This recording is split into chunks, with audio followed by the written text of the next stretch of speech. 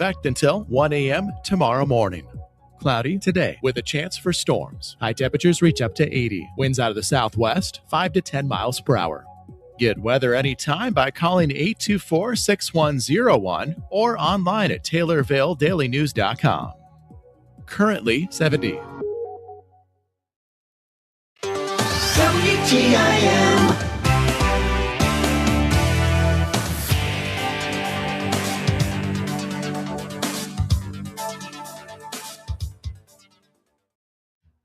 You're listening to WTIM, your information station. Time now for your expanded local news. I'm Reed Kamai. County Highway 2, also known as 2100 East, north of Findlay, is to close today for road oiling. The Shelby County Highway Department says the closure is expected to take place until 1, weather and road conditions permitting. Drivers who travel in the area are being asked to use caution and avoid driving on the roadway while the oiling work is taking place. Motorists are also reminded not to drive through fresh oil or on the roadway if it appears black, as doing so could damage vehicles and interfere with the road work. Shelby County Highway Department officials urge residents to consider using an alternate route during the closure and allow for additional travel time.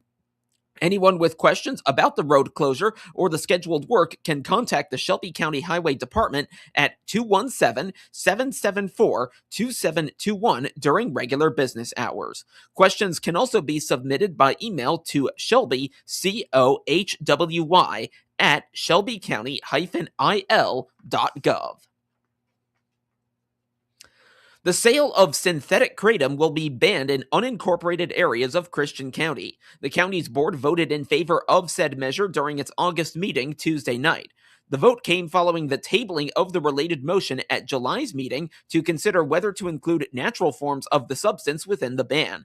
The ban the board ultimately voted for does not include natural kratom.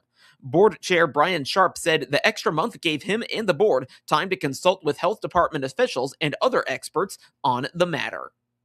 Yeah, so we had some folks here last month talking about that and brought some concerns about the differences between synthetic and natural kratom, its uses. There were several letters that were sent to the board that's been shared in our packets. And I really did, okay, I get it. Again, we talked to Dr. Anderson and where we have jurisdiction across the county and what it means, the municipalities and cities have the opportunity to do things themselves, but we can work with the unincorporated areas throughout Christian County. Sharp also recounted a recent visit to a gas station where, as he described, he came across a concession that contained kratom. A few nights ago, I was in Mechanicsburg and pulled at the gas station to fuel up, and there was a sign out in front of the freestanding little sign that had this pretty little blue bottle on it. And, feel free, I think, or something to that effect. I had messaged Vicky. I'm like, look at this. I was kind of shocked. And then you kind of read down through the ingredients, and boy, sure enough, there it was, kratom. And I thought that was, I don't know, kind of step back and where I was kind of questioning whether this is good, bad, and different, or whether we should dabble in this. I was like, I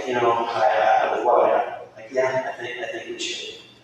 I personally felt like the statement needs to be made that I support this ban, and I thought that was good. The ordinance was well written, and I think it covers what we need to do there. So that's my 2 cents. Board member Vicki McMahon relayed some of the stories shared at the May Health Department meeting, where the body formally recommended the kratom ban. He did share that it was harder to get off of kratom than it was to get off of the actual opioid. And when I say kratom, it is synthetic. It was not natural. So I know that there's some concern with banning this. However, and again, I had this conversation with Brian. If you're 18 and above, you're making your own decisions. Okay, when you're younger than 18, you can go into a gas station, you can purchase this without any identification, without any warning, without anything. You don't know what you're getting into. and that's what my biggest concern is. So I'm in full support of this. Other motions the board passed regard a $2,000 community cleanup grant in Kincaid and an engineering agreement amounting to over $62,000 for the Stonington Township Bridge Replacement Project. The board voted to table a resolution that would have set civil fees and criminal and traffic assessments to be aligned with state regulations. The board will revisit the topic at a previously arranged special meeting set for Thursday, August 27th. It will begin at 6 and will be held at the Taylorville High School cafeteria.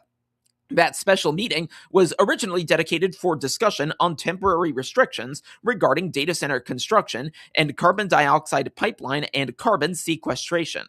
Sharp says tabling the assessments motion will allow the board to accurately process the topic, with County Clerk Jeff Voorhees in attendance. The next regular county board meeting is set for Tuesday, September 15th. At Monday night's City Council meeting, there were 3 ordinance matters that were approved by the Council. The first ordinance was to amend subparagraph E2 of Section 841 and paragraphs A and B of Section 842 of Chapter 4 of Title 8 to the Taylorville City Code.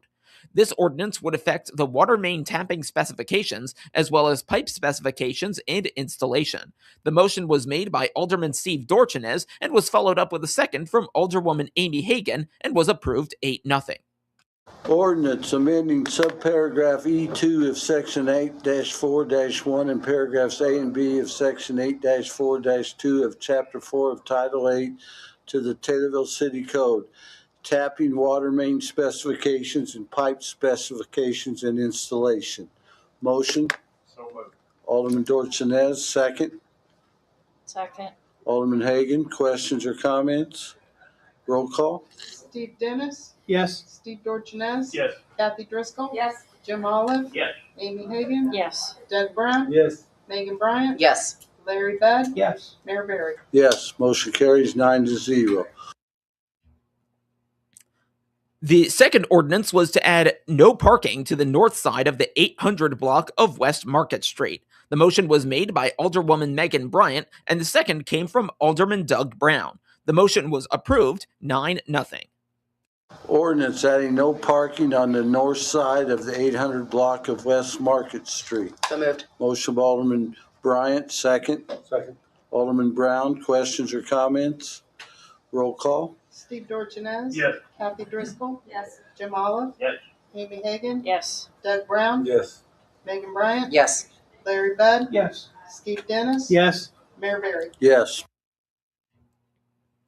The third ordinance was to approve and authorize the execution of a second amendment to the Business Development District No. 1 redevelopment agreement by and between the City of Taylorville and Dustin Clark of 100 and 102 South Main Street. Alderman Larry Budd made the first motion and was followed up with a second from Steve Dennis. This motion carried 9-0. Ordinance approving and authorizing the execution of a second amendment to the Business Development District No. 1 redevelopment agreement by and between the City of Taylorville and Dustin Clark, 100 and 102 South Main Street. Motion. So moved. Alderman Budd, second. Second. Alderman Dennis, questions or comments? Roll call. Kathy Driscoll. Yes. Jim Olive. Yes. Amy Hagan. Yes. Doug Brown. Yes. Megan Bryant. Yes. Larry Bud. Yes. Steve Dennis. Yes. Steve Dorchenez. Yes. Mayor Berry. Yes, motion carries 9-0.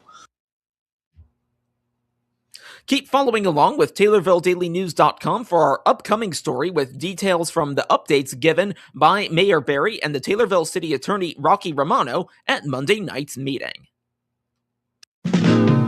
This is Will Perkins with Taylorville Community Credit Union. We are excited to announce that on Wednesday, August 5th, we moved from our location on Main Cross to our new building located at 820 North Webster in Taylorville. Members will enjoy our on-site ATM, drive-up lanes manned by our friendly staff, private offices for opening new accounts, and many other features. A lot of planning went into our new home office, and we are excited to share it with our members. Wednesday, August 5th was the big day. Thank you to all of our members who have supported TCCU over the past 70 years. Member NCUA. The Master Gardeners at the University of Illinois Extension are preparing the community for their upcoming annual tree walk. This year's walk will take place at Kitchell Park in Pana on Saturday, October 24th, likely from 2 to 4. Last year's walk did not take place due to scheduling conflicts, so organizers look forward to showcasing Central Illinois nature this year. Master Gardener Gwen Podesky says Kitchell Park has a wide swath of ash trees to explore.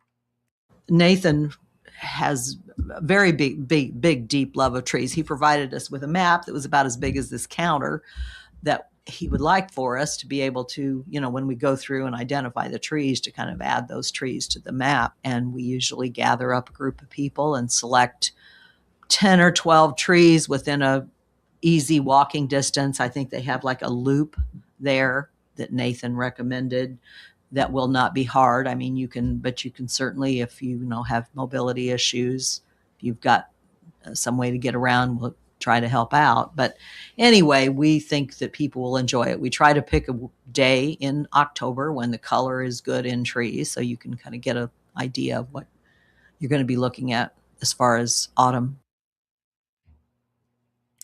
The city has sought to rebuild the ash tree population in that area due to recent destruction from invasive insects.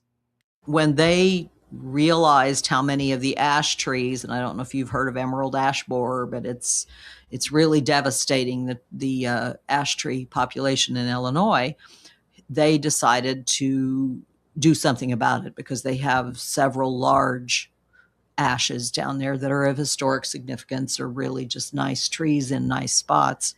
So they went to Morton Arboretum and applied for a grant and they were awarded the grant, and the Arboretum came down and visited the park. They were very impressed, which I was impressed that Morton Arboretum was impressed with Pana's, with Pana's trees.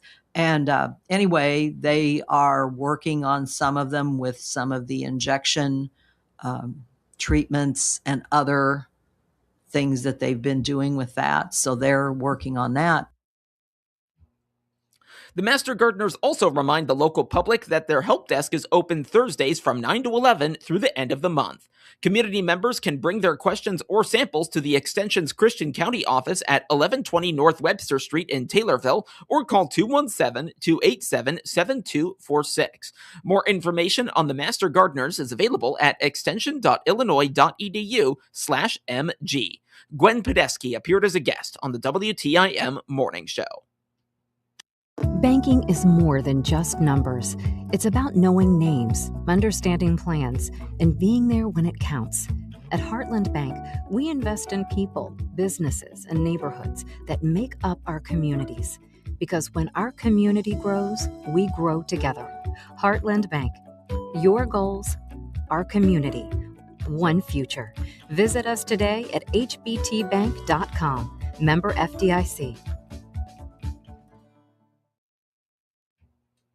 Now to obituaries, which can be found at TaylorvilleDailyNews.com. 101-year-old Dorothy Marie Durbin of Taylorville died last Thursday. Visitation is today from 10 till 11 at McClure Funeral Home in Taylorville.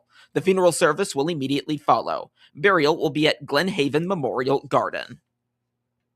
100-year-old Lawrence B. Larry Curtin of Taylorville, formerly of Stonington, died on Friday. Visitation is tomorrow from 5 till 7, and prayer service will be at 4:30 at McClure Funeral Home in Taylorville. A funeral mass will take place Friday at 10 at Holy Trinity Catholic Church in Stonington. Burial will be at Oak Hill Cemetery with military honors. Arrangements are being handled by McClure Funeral Home in Taylorville. 35-year-old Marshall Jarvis Jr. of Taylorville died June 27, 2025. Full graveside military honors by the United States Marine Corps and the Inter-Veterans Burial Detail of Sangamon County will be held Friday at 2 at Camp Butler National Cemetery. 89-year-old Mary Louise Goggin of Greenville died August 2nd. A funeral mass will take place Saturday at 10 at St. Lawrence Catholic Church in Greenville. Burial will be at St. Lawrence Cemetery. Arrangements are being handled by Donald Wigand Funeral Home in Greenville. 49-year-old George Westenhaver Jr. of Tovey died July 29th. A memorial gathering will take place Saturday from 10 till 11 at Masterson Funeral Home in Kincaid. A prayer service will immediately follow. Burial will be in Mount Auburn. And 82-year-old Kenneth Dale Pumphrey of Canton died August 10th. A graveside service with military honors will take place August 28th at 2 at Camp Butler National Cemetery in Springfield. Cremation rights have been accorded. Arrangements are being handled by Sedgwick Funeral Home and Crematory in Canton.